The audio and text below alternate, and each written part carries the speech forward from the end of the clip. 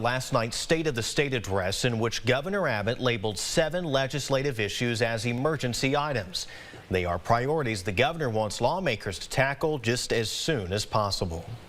Governor Abbott delivered last night's address from a private business in San Marcos, about 40 minutes south of Austin, where the governor traditionally delivers the address at the state capitol. We did wonder why leave the state capitol, and I think it was to say that the guest list, he brought the legislators out of Austin to hear that. So this still was a joint session of the legislature, just not hosted by the legislature.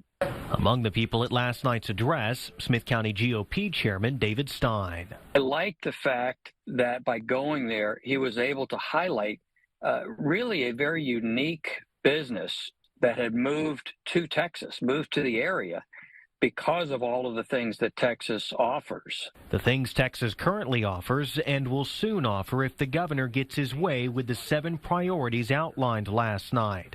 His top priority was cutting property taxes using the state's record surplus, along with ending COVID restrictions, school choice and school safety, plus border security and cracking down on fentanyl. And so with all 7 programs, he has a very tightly aligned research or agenda for this legislative session, focused on essentially law and order, education, and what things mean for your individual liberty.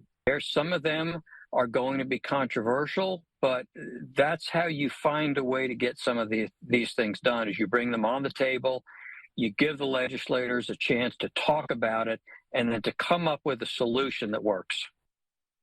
Now, the governor did make a couple of direct requests last night, including a minimum of 10 years in jail for criminals illegally possessing guns. He also proposed a minimum 10-year mandatory sentence for those caught smuggling immigrants. Now, labeling these issues as emergency items allows lawmakers to bypass a ban on passing laws in Texas before the 60th day of the legislative session, which is March 10th.